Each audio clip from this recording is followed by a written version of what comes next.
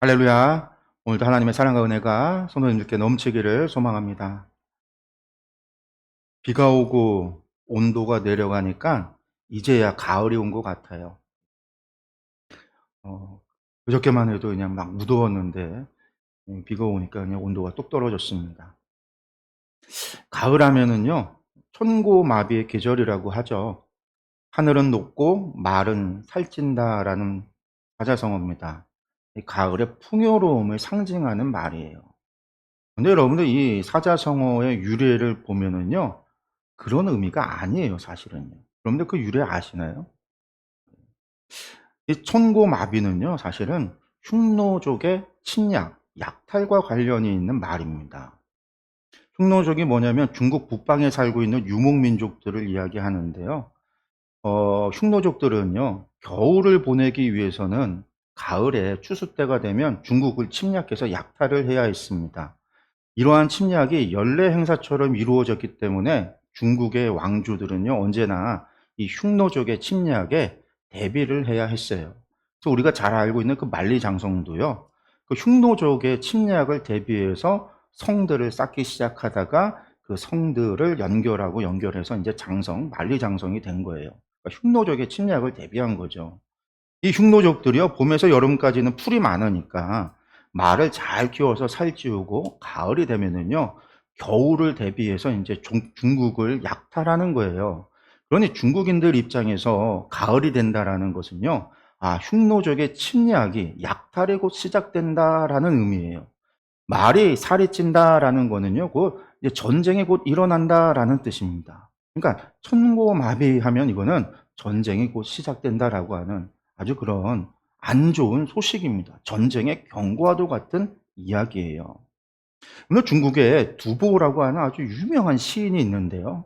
이 두보의 할아버지가 두시먼이라고 하는 사람이 있어요. 이 두시먼이 자기 친구 가운데 한 사람이 군역을 하기 위해서 이제 군대에 가는 거죠. 군역을 하기 위해서 군대에 중국 변방으로, 북쪽의 변방으로, 그러니까 흉노족, 장성으로 가는 거예요. 흉노족의 침략을 막기 위해서 친구가 군역을 하러 가니까 그 친구에게 편지를 하나 써줘요. 시를 하나 써줘요. 그 시의 내용이 뭐냐면요. 가을 하늘, 어떻게 시작을 하냐면, 구름 깨끗이 개니 불길한 별이 떨어지고, 가을 하늘 높으니 요새의 말이 살찌네. 이런 시예요. 이 뒤에 가을 하늘 높으니 요새의 말이 살찌네라는 말이 한자로 추고마비라고 하는 거예요. 추고마비. 여기에서 추자가 가을 추거든요. 추고, 가을이 높으니 마비, 말이 살찐다라는 건데 이 가을 추자가 하늘 천자로 바뀌면서 오늘날 천고마비라고 하는 그런 사자성어가 된 거죠.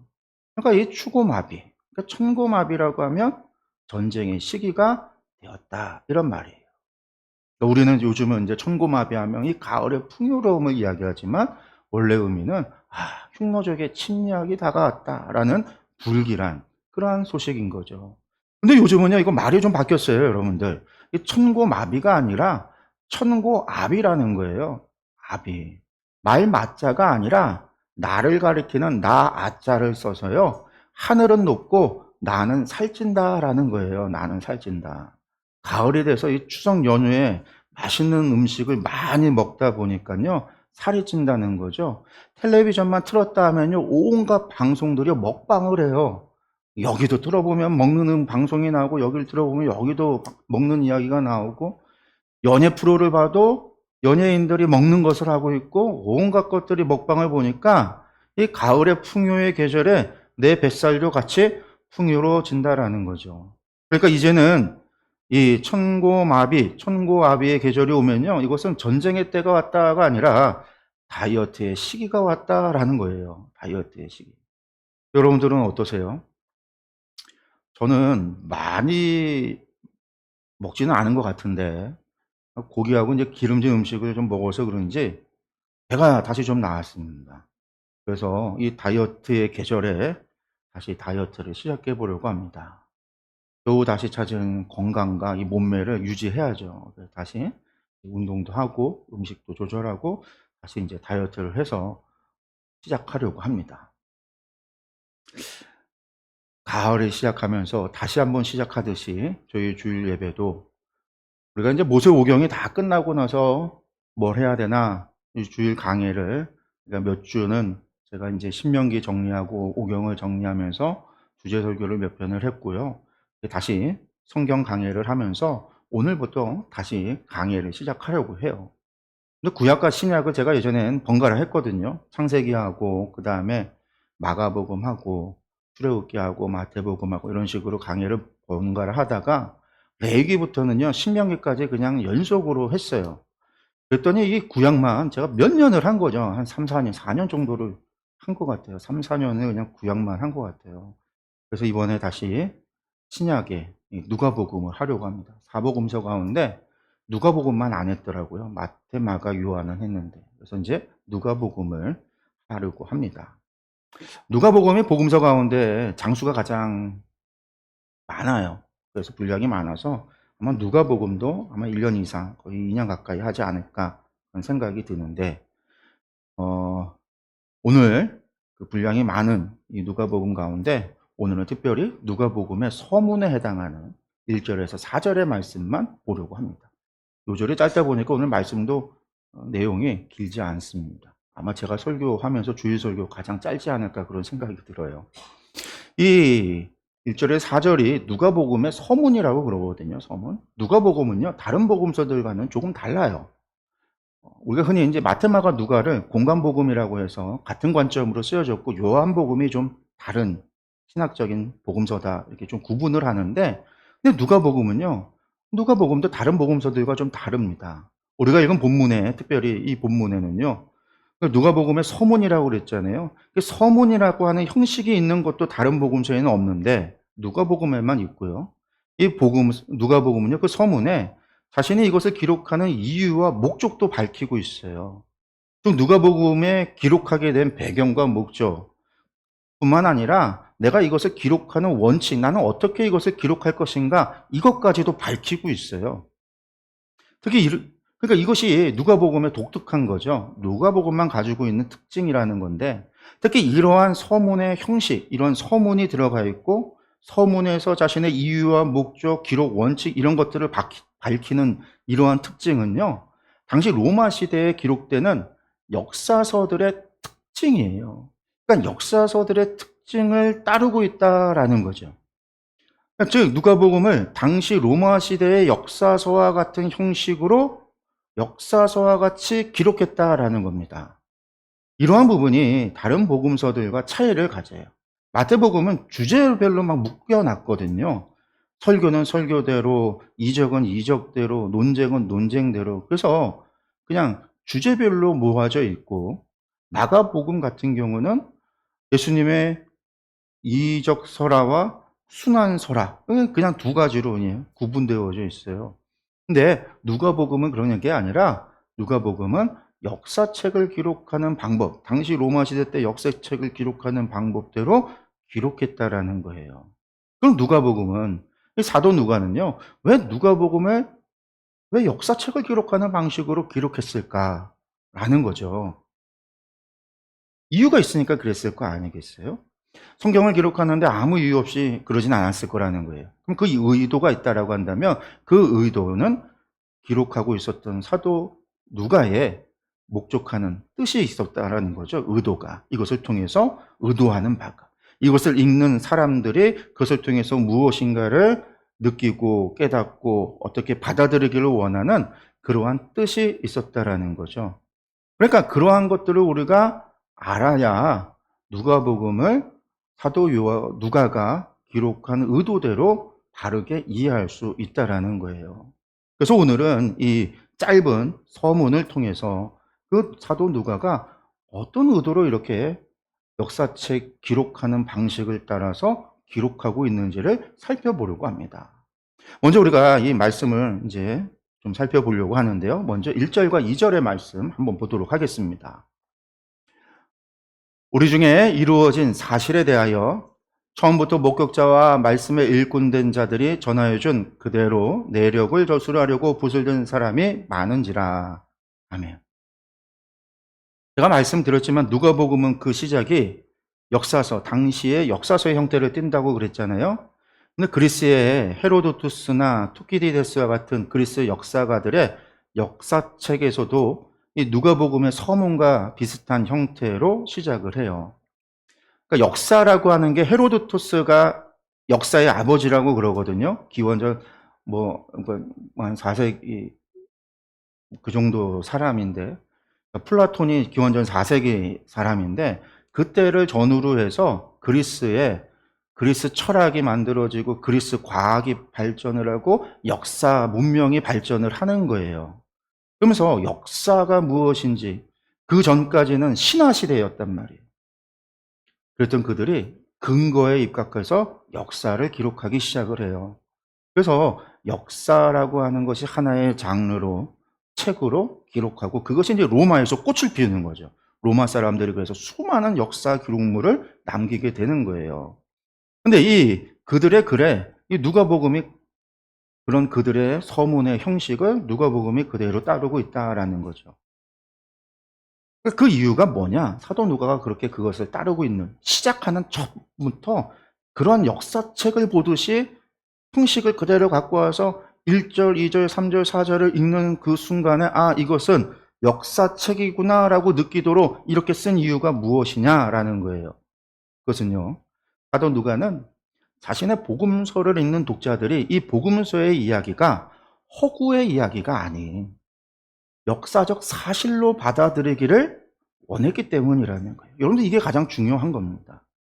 그래서 이 복음서를 접하는 이들이 그 시작부터 이것은 역사적 사실이구나, 이것은 팩트구나, 이렇게 생각하며 이렇게 받아들이도록 한 거예요. 그래서 그 시작조차도 우리 중에 이루어진 사실에 대하여라는 거예요. 우리 중에 이루어진 사실에 대해서 사실을 기록한다라는 거예요. 신화를 기록하는 이야기가 아니라, 허구를 기록하는 이야기가 아니라, 내가 어디서 들은 이야기를 전하려고 하는 게 아니라 우리 가운데 이루어진 것, 그 사실을 전하려고 한다라는 거예요. 여러분들, 복음은 신화가 아니에요. 복음은 사실입니다. 누가는 이 사실을요, 특별히 이루어진 사실이라고 표현을 하고 있어요. 헬라어로 헤플레로 포레메논 엔 헤민 프라그마톤이라고 해요. 근데 프라그마톤이 사실, 사건, 이런 뜻이고요. 이것을 수식해주고 있는 플레로포레오라고 하는 의미가 두 가지 의미가 있어요. 완전히 성취하다라는 뜻이 있고, 또 다른 의미는 누군가를, 아무개를 납득시키고 확신시키다라는 뜻이 있어요. 첫 번째, 완전히 성취하다라는 의미를 생각해 본다면, 우리 가운데서 완전히 성취된 사실, 이게 뭐냐면 예수님께서 구약의 예언자들의 예언을 완전히 성취하신 사실에 대하여 라는 이야기예요. 예수님께서 구약에서 예언되어지고 하나님께서 약속하셨던 그 모든 일들을 완전히 성취한 바로 그 사실을 기록하겠다라는 거예요. 복음은 그거라는 뜻이고요. 두 번째 의미라고 한다면, 납득시키고 시킨다라고 한다면, 이건 뭐냐면 우리 가운데, 이거는 우리는 뭐예요? 누가가 속해 있는 우리라고 하면 교회 공동체 성도들이잖아요. 모든 성도들이, 우리들이 수긍하고 우리가 받아들인 그 모든 사람들이, 그 가운데는요, 예수님을 본 사람, 예수님을 이적을 체험한 사람, 예수님의 죽음의 자리에 있었던 사람, 부활을 경험한 사람, 그 사람 모두가 포함되어져 있던 그 모든 사람들이 수긍하고 받아들였던 객관적인 사실이다라는 거예요. 두 가지 의미, 어떤 걸 따르든 이것은 사실인 거예요. 이게 우리가 주목해야 되는 겁니다. 예수님의 공생애와 십자가의 죽음과 부활이라고 하는 것, 여러분들, 이것이 사실이라는 거예요. 이것은요, 누군가가 지어낸 이야기도 아니고 허구도 아니며 신화도 아닙니다. 예수님의 가르침을 직접 듣고 예수님의 사역을 직접 보고 예수님의 이적과 기적을 직접 체험하고 경험했던 수많은 사람들과, 또한 예수님의 부활, 그것을 본 사람, 예수님의 부활만 본 사람도 몇백 명이 목격했다라고 사도 바울은 이야기하고 있습니다.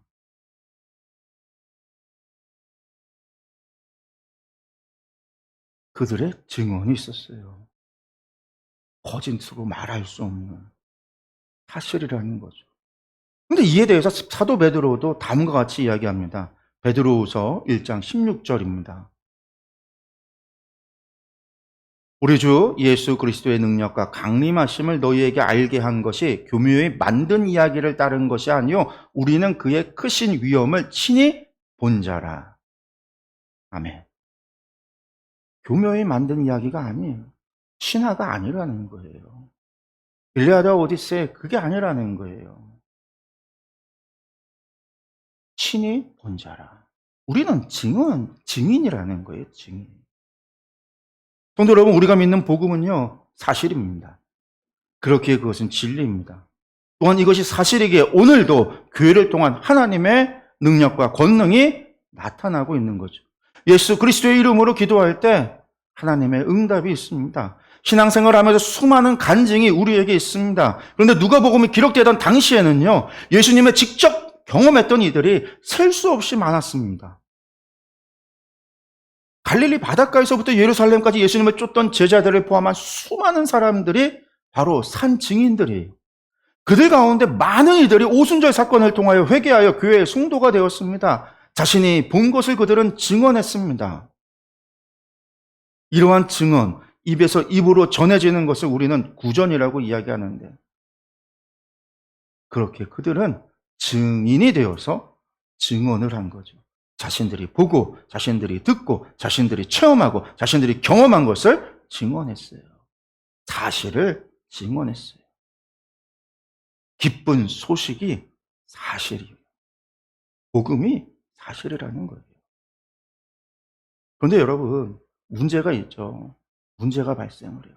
시간이 지나자. 처음에는요, 구전으로 예수님에 관한 복음이 전파됩니다. 그러나 점차 많은 사람들이요, 하나, 둘, 시간이 지나면서 어떻게 될까요? 죽게 돼요.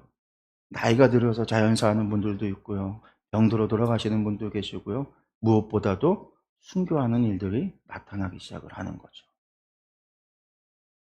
그래서 점차 많은 사람들이요. 그 소식을 구전으로 입에서 입으로 전해지던 증언을 기록물로 남기기 시작을 해요. 그래서 2절에 처음부터 목격자와 말씀에 일꾼된 자들이 전하여 준 그대로 내력을 저술하려고 붓을 든 사람들이 많은지라 많다라는 거예요. 이 말씀에서 내력이라고 하는 것이 뭐냐면요. 시작과 끝이 분명한 상세한 이야기라는 말이에요. 시작과 끝이 분명한 상세한 이야기. 즉 예수님이 언제 어디에서 어떻게 탄생했으며 무슨 사역을 하셨고 어떤 말씀을 가르쳤고 어떻게 죽으셨다가 어떻게 부활하셨고 승천하시고 어떻게 다시 오실 것이라 약속하셨는지 예수님의 그의 결말은 어떠한지 그것에 대해서 상세한 이야기, 그것이 내력이라는 거예요. 그것을 기록하려고 붓을 든 사람이 많다라는 거죠. 그럼 왜 많은 사람들이 예수님에 대한 이야기를요 자세하게 기록하려고 했을까요? 왜 붓을 들었을까요? 여러분들 그것은요 이것이 그만큼 중요하니까요. 중요하니까 기록으로 남겨두려고 그러는 거예요. 많은 이들이 그 증인들이 사라져가는 시간에 여러분들 순교해 가는 시간에 어떻게든 그 기록이 남겨져서 계속해서 어떻게 되길 원하는 거예요. 남겨져서 기억되기를, 사람들에게 전파되기를 원하는 거죠. 로마 시대 사람들은요, 역사에 우리가 어떻게 기록되느냐를 대단히 중요하게 여겼습니다. 로마에서 가장 중형이 뭔지 아세요? 우리는 사형제도를 이야기한다면 십자가형이 로마의 가장 중죄인에게 행하는 사형제도가 십자가형이라고 그래요. 맞아요. 사람을 가장 고통스럽게 죽이는 사형제도가 십자가형이에요. 그런데 가장 중죄인에게 행하는 제도가 뭐냐면 기록 말살형이에요. 모든 기록에서 그의 이름을 지워버리는 것. 역사에서 지워버리는 것. 그래서 기억에서 사라져버리게 만드는 것. 존재가 있었는지조차도 모르도록 만드는 것.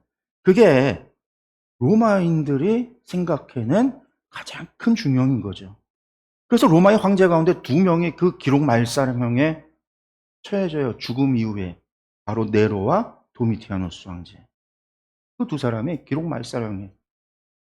그만큼 로마인들은요, 역사라고 하는 것을, 그러니까 로마인들이라는 것은요, 누가가 살고 있는 이 당시에 그리스도인들도 마찬가지예요. 내가 죽더라도 기록이 남아있으면, 역사가 기록이 남아있으면 그것을 통해서 뭐가 남겨진다는 거예요? 계속해서 이것이 증언으로서의 효력이 있구나. 남겨졌어. 전파가 되고, 나는 없어도 내 남겨진 이것을 통해서 땅끝까지 주의 복음이 전해지겠구나. 나의 증언이 전해지겠구나.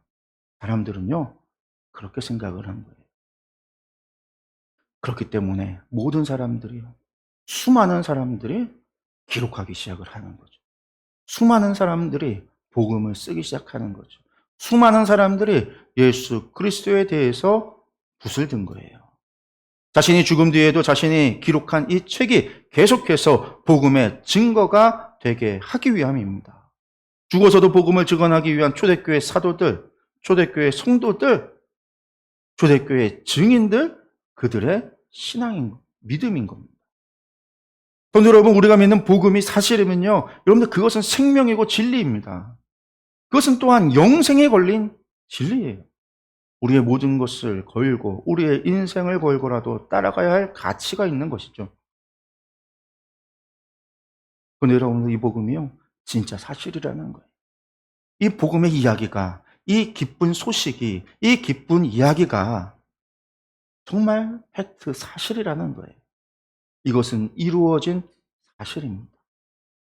예수님께서 이 땅에 오셨고, 예수님께서 이 땅에 말씀을 전하고 가르치셨고, 또한 이 땅에서 우리의 모든 죄를 지시고 십자가의 대속의 제물이 되어 주셔서 우리의 죄의 문제를 해결하여 주셨고, 그래야 하나님과 우리의 막힌 담을 허물어 주셨고, 세상의 공중권세에 잡힌 자에 종되었던 우리를, 사망의 권세에 붙잡혔던 우리를 당신의 피값으로 사신받아 하나님의 자녀로 삼아 주셨다라는 거예요. 여러분들, 이것이 사실입니다. 이것을 믿는 모든 자들은요, 하나님의 자녀가 된다라는 것, 구원을 받게 된다라는 것. 그런데 이것이 사실이라는 거예요. 여러분들, 이 진리를 믿으시기 바랍니다. 많은 이들이 그렇게 붓을 들었습니다. 그리고 사도 누가도 붓을 든 거죠. 그런데 사도 누가는요, 다른 이들과 다른 방식으로 기록을 한다라는 거예요. 어떤 방식으로요? 역사를 기록하는 방식으로 하겠다라는 거죠. 3절과 4절의 말씀입니다. 그 모든 일을 근원부터 자세히 미루어 살핀 나도 데오빌로 각하에게 차례대로 써 보내는 것이 좋은 줄 알았노니 이는 각하가 알고 있는 바를 더 확실하게 하려 함이로라. 아멘. 사도 누가의 기록 방법은요, 다른 이들과 달라요. 다르다고 해서 사도 누가는 옳고 다른 이들은 틀리다, 그런 이야기가 아닙니다. 사도 누가는 다른 방식으로 기록하는데 그것이 바로 그 모든 일을 근원부터 자세히 미루어 살펴서 차례대로 쓰는 거예요. 이게 역사 기록 방법이에요. 역사 기록 방법. 그 모든 일이 무엇이죠? 이루어진 사실이죠. 이루어진 사실. 예수님의 탄생과 사역과 죽음과 부활과 승천에 관한 거예요. 그런데 그것들을 어떻게 살피느냐 하면은요, 근원부터 자세히 미루어 살핀다라는 거예요. 근원부터. 그래서 누가복음에는요, 다른 복음서에 없는 이야기들이 좀 있어요. 있다라는 거예요. 근원을 찾아 올라가니까. 누가복음은 족보도요, 근원을 따라 올라가니까 어디까지 올라가요? 아담까지 올라가요. 하나님까지 가는 거죠. 예수님의 탄생 이야기를 하기 전에 근원을 올라가니까요, 세례 요한의 탄생 이야기도 하고 있어요. 누가는 근원부터 이야기한다라는 거예요. 그리고 그것을 어떻게 살피느냐, 그것을 어떻게 쓰느냐, 차례대로 순서대로 쓰겠다라는 거죠. 그런데 이게 역사를 기록하는 방법이라는 거예요. 당시 로마의 역사 기록 방법. 사실에 입각해서 근거를 가지고 차례대로 쓰는 거. 지금 누가는요, 그렇게 쓰겠다라는 거죠. 처음에 제가 오늘 우리가 읽은 이 1절에서 4절의 말씀을 누가복음의 서문이라고 그랬잖아요. 서문. 서문인 역사서의 서문 그대로 나는 무엇에 대해서 쓴다. 그것은 뭐예요? 이루어진 사실, 예수 그리스도에 관한 것에 대해서 쓴다. 어떻게 쓰느냐? 근원부터 살펴서 차례대로 역사서를 쓰는 방식으로 쓴다. 누구에게 쓰느냐? 헌정. 당시에는 역사도 헌정하는 누군가에게 바치거나 하기도 했거든요. 뭐 요세푸스 같은 사람은 그 플라비우스 황조의 역사를 써서 왕에게 바치고 왕가의 역사를 써서 바치기도 하고 뭐 그런 것들이 있어요. 오늘 누가는요 데오빌로 총독에게. 그러니까 역사서를 쓰는 방식도 이 역사의 방식으로 역사책을 쓰는 방식으로 쓴다라는 거예요. 이것은 이제 아까도 얘기했지만 왜 계속해서 이 역사를 쓰는 방식으로 왜 이렇게 하느냐? 왜 근원부터 차례대로 이런 이야기를 왜 하느냐? 이 누가복음을 읽는 독자들이 이 이야기가 결코 허구의 이야기가 아닌 신화의 이야기가 아닌 누군가가 지어내고 만들어낸 소설 이야기가 아닌 사실로 읽기를 원하고 있기 때문에 이것을 그대로 사실로 받아들이기를 원하기 때문에 이렇게 쓴다라는 거죠. 그런데 사도 누가는 다른 복음서와 달리요 그 독자가 누구인지 밝히고 있죠. 역사서는 누구에게 헌정된다라고 그랬잖아요. 헌정되는 바로 그 독자를 이야기해요. 바로 데오빌로 각하라는 거예요. 그리고 이렇게 쓰는 역사서를 쓰는 방식으로 쓰는 것이 이 데오빌로 각하에게 좋다라는 거죠. 그래서 4절에 이렇게 쓰는 것이 각하가 알고 있는 바를 더 확실하게 한다라는 거죠.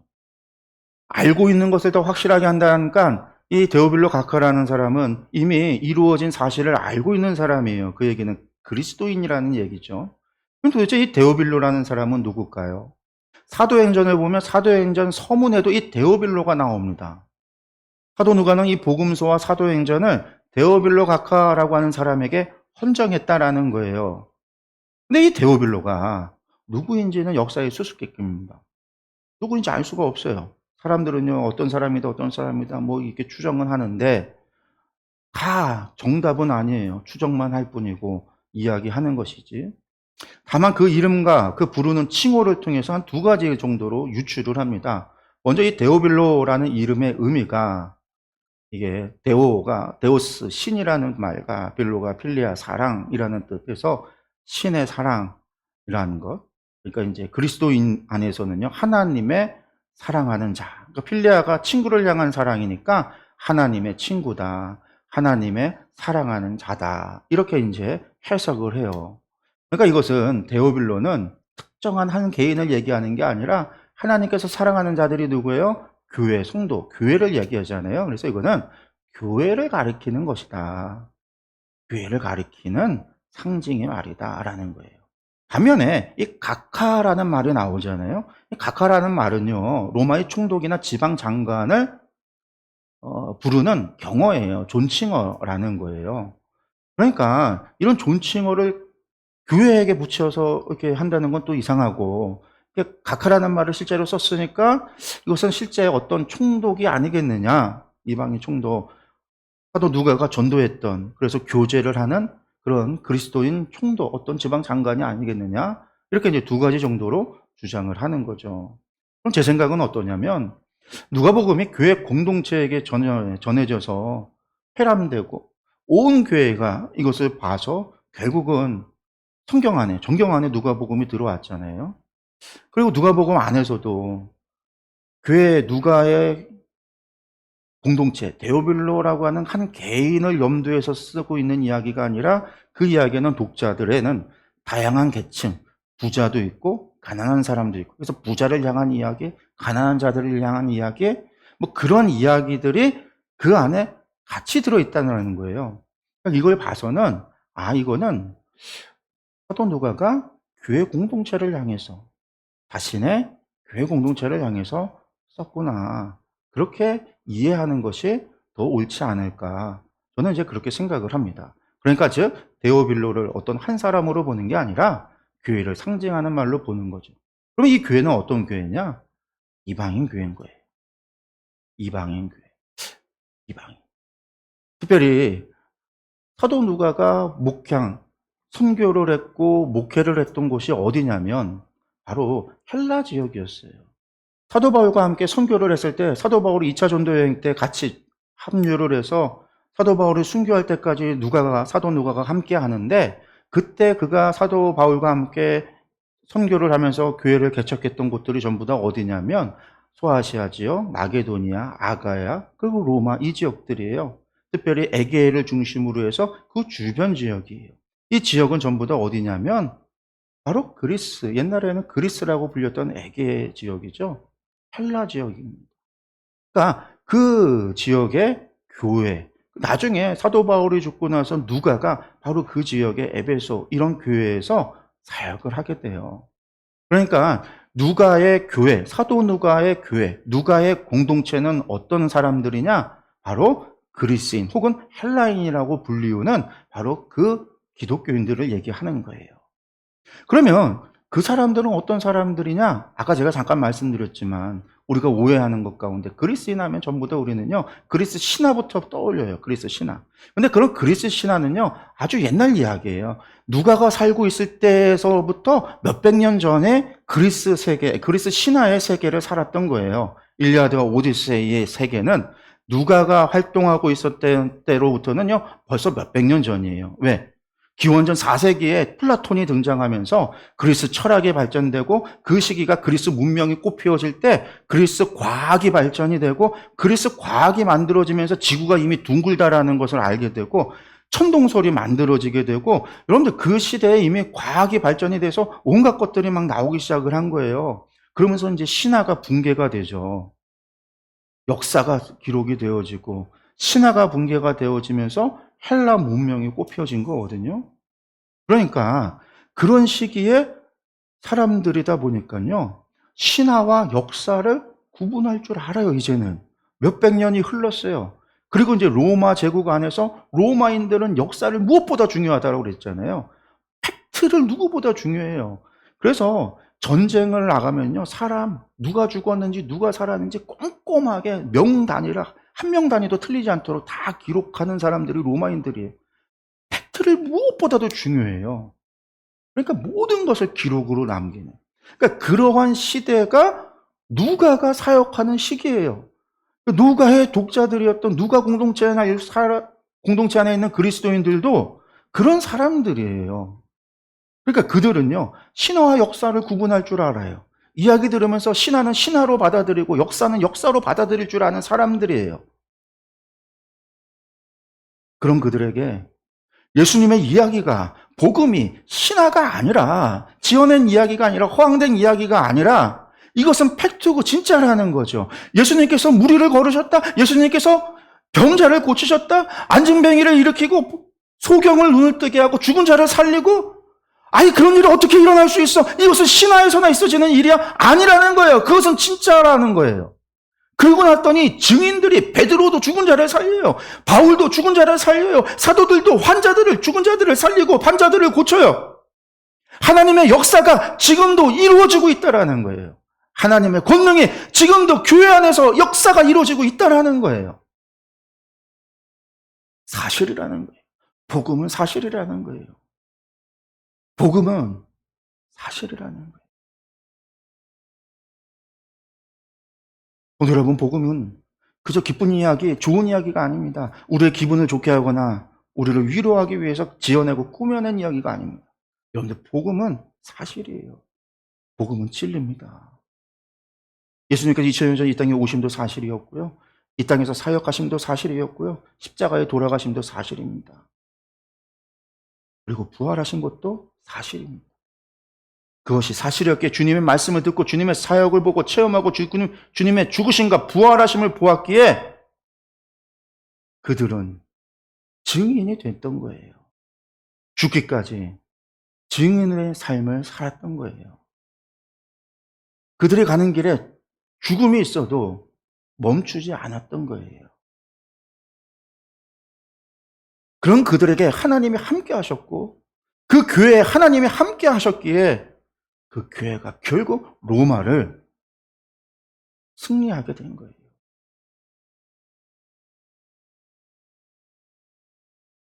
뿐만 아니라 그들은요, 자신이 죽어도 자신이 전한 복음이 전파될 것을 믿었고요. 자신이 기록으로 남겨둔 그것이 남겨져서 열매 맺을 것을 믿었기 때문에 끝까지 복음을 전하다 순교의 자리로 나아갈 수 있었던 겁니다. 사랑하는 성도 여러분, 하나님의 모든 말씀은 사실입니다. 하나님의 모든 약속도 사실입니다. 예수님의 공생애도 사실입니다. 예수님의 가르침도, 예수님의 약속도 사실입니다. 그렇게 다시 오시겠다라는 예수님의 약속도 사실이고 분명히 다시 오십니다. 예수님께서 다시 오셔서 죄와 우리 모든 사람들의 죄를 선악간에 분별하시고 판단하신다라는 것도 사실이에요. 영원한 하나님의 나라도 사실이고 영원한 지옥도 사실입니다. 성령 하나님께서 지금 이 시간 우리 안에 계심도 사실이에요.